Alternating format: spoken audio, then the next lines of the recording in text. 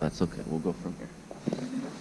So anyways, jiu-jitsu rules and etiquettes, okay? That's all right. So the first part here that I wanted to talk about is at the tournaments, letting the coaches talk to the referees. So you can actually get your kid to lose the match if you're disrupting and talking to the referee. So the coach is the only one allowed to talk to the referee. You get your team in trouble as well. So the best spot for you to be when you're at the tournament coaching your kids is like far away where you can see them and they can't see you. If you need to take pictures or videos, which you should, take them. You have just let them know you're there to watch them, but you're not really hovering over them the whole time trying to coach them through doing what the coach's job and whatnot. A lot of times parents' anxieties and nervousness will pass on to their kids. Not on purpose, but they just does. The parents get worried that their kids are going to lose a match. Big deal, right? But then they make the kids worried, and the kids, they don't even know, to be honest. A lot of the younger kids, especially starting out. So just kind of hover far away, let the coaches do the talking, let the coaches motivate them, the coaches know their game plan, the kids know their game plan. And yeah, just watch from afar. So also here in class, right, because some of the parents like to stay here and coach the kids in the mats. Don't do that. I will kick you out of the gym. Imagine if we had all the 40 different parents and families here, each screaming and wanting their kid to beat the other kid in class. It would create a terrible atmosphere and whatnot. And not only that, but we wanted the kids to get used to the coach's voice and whatnot. So if you're one of the coaches, me, the coach, Chad, and whatnot, feel free to coach the kids during class, move around different kids. But the parents, again, you're welcome to watch, you're welcome to take videos, please do, share them, tell all your friends about us. But let the coaches do the coaching.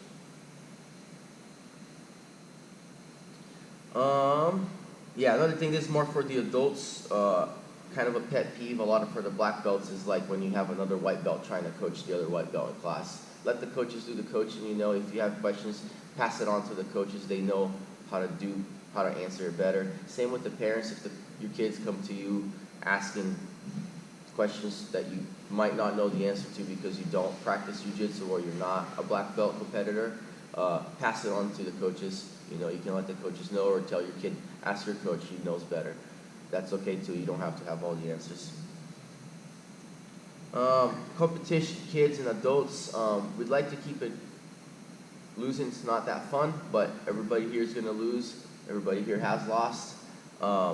Keep it positive, about our competitors. We have to keep our sportsmanship when we compete. When we're out there on the mats, we represent our team. So if we have a bad image, that passes the image back to everybody else. So we have to know how to win. We have to know how to lose. Same way, shake your opponent's hand, shake the coach's hands, be done with it. Cool. You don't have to scream like you're the world champion unless really you are the world champion, and that's okay. You can do that. The time will come. Okay. So another situation that happens, we only have so many coaches, right? We have a lot of kids. Sometimes the kids will not get the parents. We'll not have a coach there the whole time on their match. If for some reason your parents have to step up and be there to corner them, a lot of times they can't even sit there anymore. A lot of the tournaments are barricading it because of parents arguing with the referee and whatnot, so they're like keeping it away. But if for some reason you can't stay there and whatnot, and you want to be helpful for your kid, there's a few things that you can do. You can tell them, good job. You can tell them the time, how much time is left. You can tell them how many points. There's a table score that tells you how much points is for each person. It shows the green or the white, whatever one there are. And keep going, motivating stuff like that, and that's about it. Please don't be like, just break his arm, put him to sleep, take his neck out. That will get you kicked out. That will make us look really bad. We're talking about kids here, so it's very important to keep it down. I know sometimes the nerves, and I get like that too. I got very mad the last tournament because this referee kept letting these kids get hurt. Like, he wouldn't stop the match, and then like after 3 kids getting hurt, I was like, dude, what are you doing? Like, these kids they're little kids, stop letting them break down. But yeah, so that's what you can do. Just call out the points, call out the score, and keep reinforcing that they're doing fine. Cool? And then Also, if you can hold the spots for the coaches, because the coaches run around back and forth from spot to spot between kids a lot of times. So you can hold the spots so the coach can jump in and whatnot when they're done with the other kids.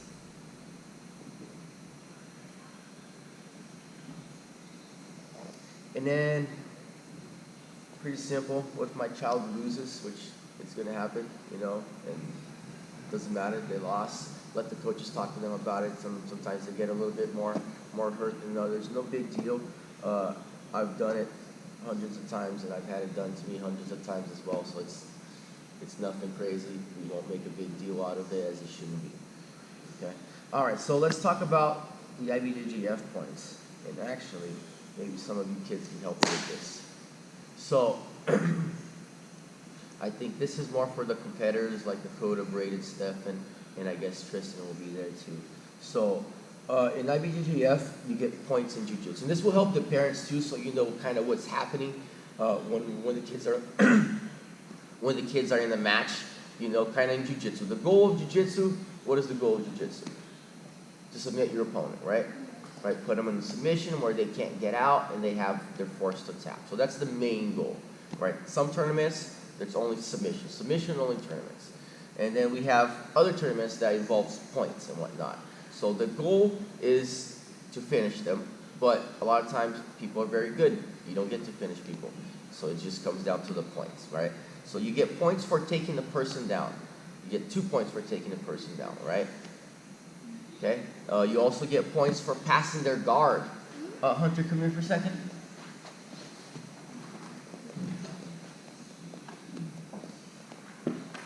Right, so in Jiu-Jitsu, we have this thing called guard, which is my legs. Anytime he can get past my legs, go ahead and pass my legs, Hunter.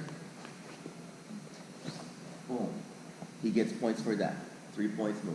Right, so this, Hunter. And then, wait. We got some other positions right here. So go down for a second. Getting to certain positions in Jiu-Jitsu will also give you points. This is called the mount position. We get 4 points for the mount. When we get to knee on belly, how many points for knee on belly, Hunter? 2. 2 points for knee on belly. Very good. When we take somebody's back, right? When we have their back and we have our hooks in, how many points, Hunter? 4. 4. Very good. When we have their back on the ground, this is called the back mount, even without hooks, also 4 points. Okay? That's pretty much it. That's the main part of it. Most tournaments are going to be like that. Pretty simple. You pass, you get points for takedown, for passing, for getting the mount, for knee on belly, or the back, and for the back mount. For people that don't train, seems like a lot, but people that train, we see this every day. It's not a big deal. Okay? And then for the IBJJF, there's a little bit more to it. There's things called advantage and penalties. Penalties for when you're like using moves that you're not supposed to be using. So each division has different moves that you can use. As a white belt, you can only do certain things. As a blue belt, you can do a few more different things. As black and brown, you can do a lot more things. Kid divisions, it really, really varies depending on how old you are. So it's your job. You know, I can't keep track of everybody. We got too many students here. So it's your job to go to the websites, look up the rules for whatever tournament you're trying to compete on, whatever age bracket you're in, whatever rank you're in as well. Okay? And going back to the advantages. So we have advantages for, the easiest way to explain it is when you almost score, but you don't hold it for 3 seconds. You almost get to a position, but you didn't hold it for 3 seconds. You also get advantages for putting somebody in a submission. So if you put somebody in the triangle position and it looks like you almost had it, but then they escape, you get an advantage for that as well. So that's pretty important. And then, yeah, like I said, the penalties for when you when you use a move that you're not supposed to use, or if you're stalling, they'll give you a stalling call. You get penalty calls, and we can go more into that. That's kind of stuff for the fundamentals class, Dakota. You know, and from time to time, IBJJF has seminars. It's like 4-hour seminars that basically they go through this 41-page booklet that teaches us about everything on the rule set. It's literally like too much almost, you know. But competitors, people that compete in IBJJF, you should have one of those in your phone. and like look it up very often and use it for your game and whatnot. But let's move on.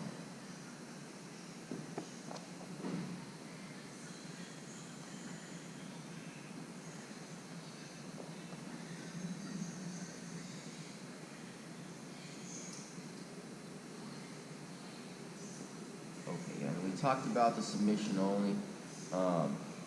Yeah, just make sure you look at your brackets. There's a lot of stuff that you can do with certain belts and you can't do in other belts as well.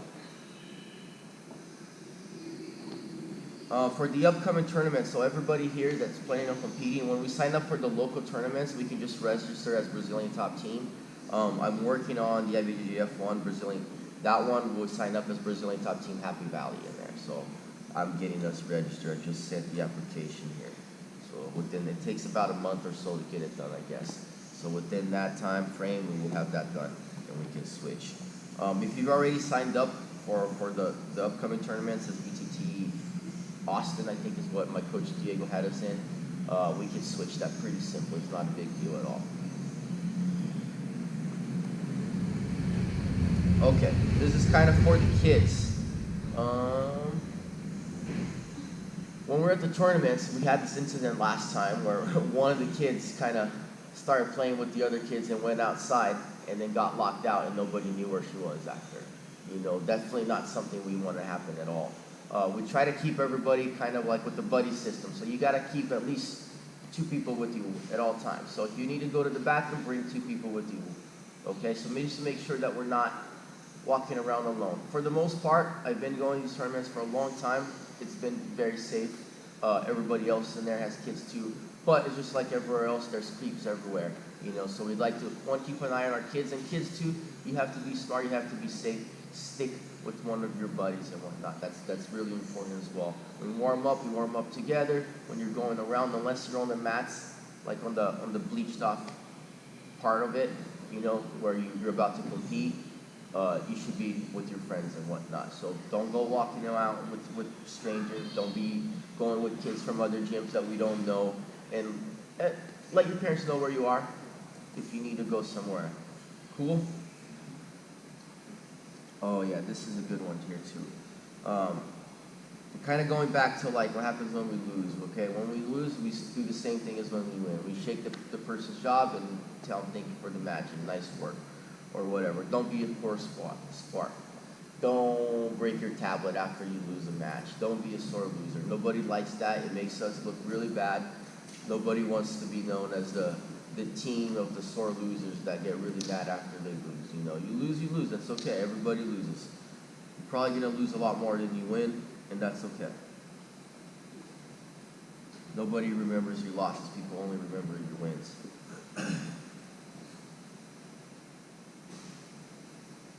All right, more for here in the gym and whatnot. Just making sure we're safe. For some of our newer people rolling and whatnot, people think that jiu-jitsu is just about tapping or not tapping and whatnot. It's not. It's about the little battles in there. A lot of times I come into class, I want to practice. Am I able to get this one sweep? Am I able to get this one escape? Can I survive this one round against this one guy? You know, what's going to happen, especially when you start out, is you're going to tap. You're going to tap and you're going to tap often. And that's all right. Get used to it.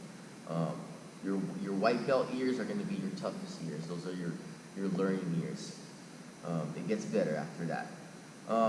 Another rule thing we haven't had a really big problem here yet, and I want to make sure we keep it that way, is when bigger person training with the smaller person, we want to make sure we don't crush them. We don't use all our force and whatnot. It's a great opportunity to use your technique and be very technical and practice the stuff that maybe you're not so good at.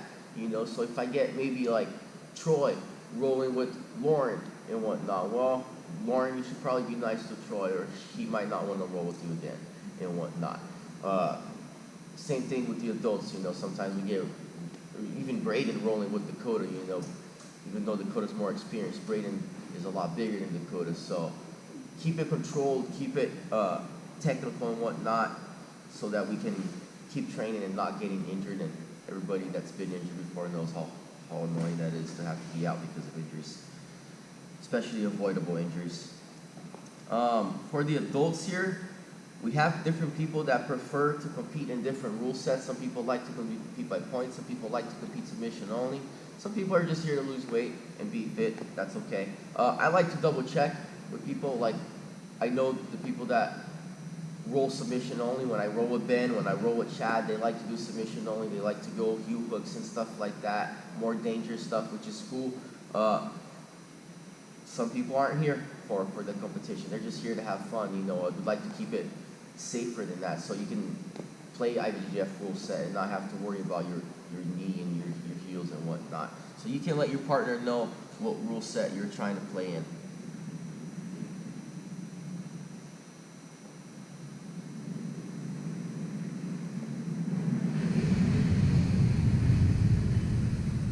Yeah, and then for the kids, just assume IBJJF rules.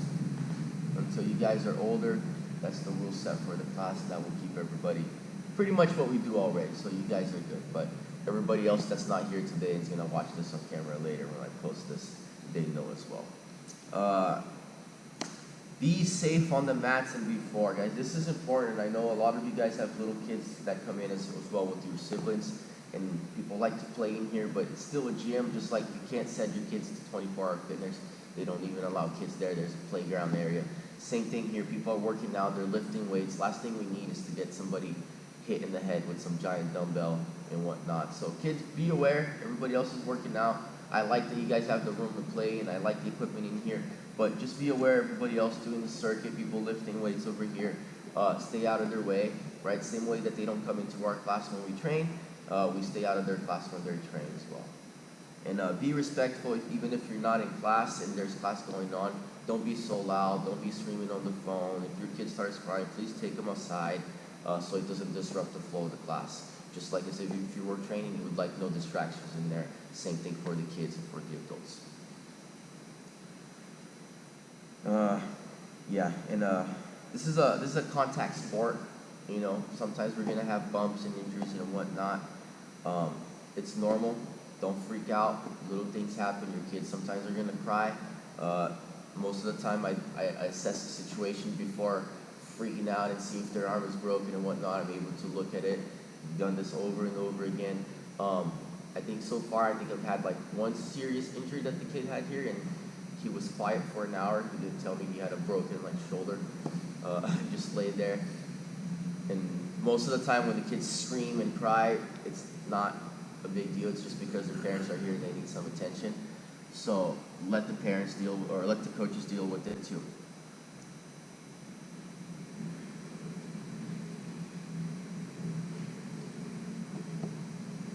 Okay, this is some of the gym rules. I've had some of these already. People already know. We're almost done. This is the last part of it, guys. This is something we haven't done as much here, but I really like to implement it, is you have to greet the black belts. Every other gym, when you walk on the mat, you greet the black belt. Wherever they are on the mat, you go in and greet them. You let them know you're on the mat. As of now, we only have 2 black belts in here. But if we have other black belts in here for seminars, treat it that way as well. When you walk on the mat, you come and greet the black belt. Give them a knuckles, give them a handshake, whatever, elbows. This is not used for anybody. No shoes in here. We're trying to keep that as clean as possible. Obviously, no shoes on the mat. We have the little bathroom flip-flops that we just use for the bathroom, just to walk in and out. Those get cleaned as well. Clean your feet before entering the mat. Dry your feet. Bow when entering the mat. Competitors, parents, you're okay. You don't have to bow. You can just take the corner and whatnot. That's okay. Remember to bring your water bottle, guys. I don't want to buy cups forever. Those are for the new people. People should have their own water bottles. Equipment in the gym is basically for classes only. Unless I've spoken with you and you have, we don't really have the time, especially when class is going on, for people to be working out and doing their own workout while classes are running and whatnot. But the equipment here, I'd like to keep it for fitness equipment. It's not toys, so kids shouldn't really be playing with the toys. The balls are good. This should be pretty obvious, but wash your gis. Make sure you're not coming in with stinky gis. Make sure your gis doesn't have a bunch of dog hair, cat hair in it. People are allergic to those. I'm allergic to those. Keep them clean, just nails trimmed, toenails trimmed. If you have a stinky breath, we have mouthwash in there. Brush your teeth. Make sure your feet's not stinky. If it is, don't feel free. Make sure you clean them. Yeah, clean underwears too. Nobody likes to be trying them, but stinky people. It's terrible. Jiu-jitsu is already uncomfortable enough for some people, so make it as comfortable as possible. Be clean. No cologne, same thing. You don't want people have allergies to that stuff, so just smell nice. You can wear deodorant, but don't come in freaking smelling perfume. Not cool. Other people do not appreciate that. Yeah, clean gear. If you have boxing gloves and stuff, you're one of the people that train boxing, make sure you put some laundry sheets in those, some dry salt, spray stuff, leave it in the sun, let it dry out, because they get disgusting and really smelly. Wraps, same thing. Wash your wraps, let them soak in water. Put vinegar, baking soda in them. Yeah, definitely take care of your stuff, and that will keep you from getting diseases as well. Yeah, this stuff will, if you don't wash your stuff, it's just like you're wearing the same t-shirt every day after you work out, the same t-shirt. So, sounds disgusting. But, and if you train multiple classes, I wish I didn't have to say this, but if you come in for a striking class, and then you're doing jiu-jitsu after, please don't wear your jiu-jitsu pants and strike, and then come into jiu-jitsu class with the same pants, sweaty and disgusting, with the person that's not sweaty and disgusting. And bring extra clothes. 2 classes, 2 different pair of clothes. We have changing room. Bring new underwear as well. You can smell those. So that's. I wish I didn't have to say that, but some people are clueless. Try to look for a nice word, but yeah, just good hygiene. Keep it clean. Be nice. You don't want to be the partner that doesn't get a training partner because you stink.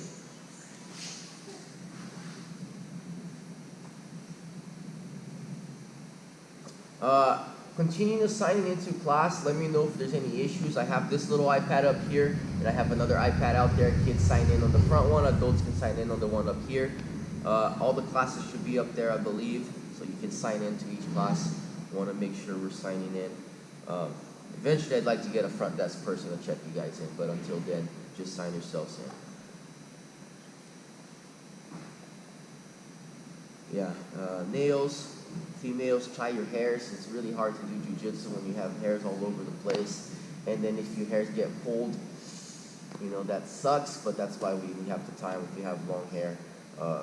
There's caps if you really want them, but I think that the hair tying is usually okay. People do all right with that. This you guys already know. Check in when you come to the gym. That helps us boost us up in our page, gets us up higher on Google and whatnot, and follows in our social medias. Most of us are doing that already. I think everybody here is already on our members only page. If you know somebody that's not, you can send them to it. That one is really important so we can keep connected in the gym to what's going on. Snow closures or whatever is happening, construction closures and whatnot. And I'm working on a BTT calendar that kind of will post the tournaments in advance. I'll have that updated and you guys can just join it. That way you can kind of keep track and I don't have to announce everything every time in class because I can't remember it. There's too much going on. So as soon as that's out, I'll let everybody know and you guys can sign into it and add that to your calendars too. Just 503 events. A lot more stuff coming on. But unless you guys have any questions, I think this is all that I have for you today. Thank you for coming in. No questions? Concerns? Sounds good. And if you guys ever have questions, I'm always available. Hit me up on Facebook. Hit me up whatever social media that you use. And I'm on all of them. If I don't get back to you right away, I'll get back to you as soon as I can. Cool? Thanks for being here, guys. Appreciate your time. You guys are good.